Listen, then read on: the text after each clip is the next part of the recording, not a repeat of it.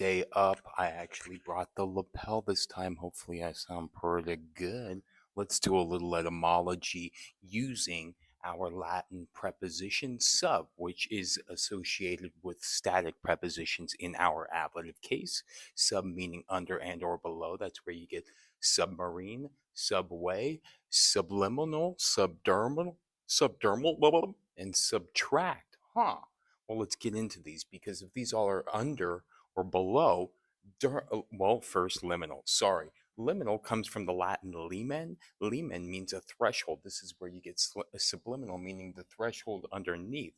And anything that is subliminal, it's kind of like an underlying message that you don't really see. Remember how we have subliminal messaging? Like if I were to try and do the Fed X, they try to do the arrow in between the E and the X to, indicate moving forward, those kinds of things. And then also in movie theaters back in the day, they used to subliminally shoot an image of maybe like a Coke or something like that just for a brief second within the movie theater in order to basically ignite your brain and be like, I think I need a Coke.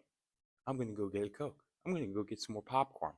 And also thriller movies and action movies, they've done studies on how that actually kind of ramps up your appetite or makes you more mindlessly wanting to eat food and that kind of stuff during a movie theater. Anyways, all about capitalism and trying to get money. Anyways, that being said, subdermal, sub meaning under, derms refers to skin. Something subdermal would be underneath the skin.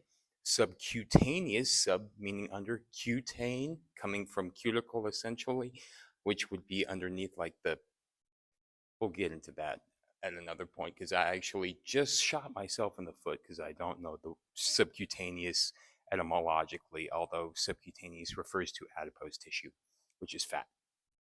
And that's fat underneath the skin, not visceral fat. Anyways, I'm done. I'm sorry. Subtract. Sub meaning under. Tract means to draw and or to drag. Well, if you think about it, when I was actually thinking, when we subtract, how do we learn? We kind of draw it from underneath, right? 10, we take it under, have a minus 5. 10 minus 5 equals 5. We take it from 10 to 5. We draw it under. I don't know. I love etymology though, and I hope you do too. Hope you learned something new.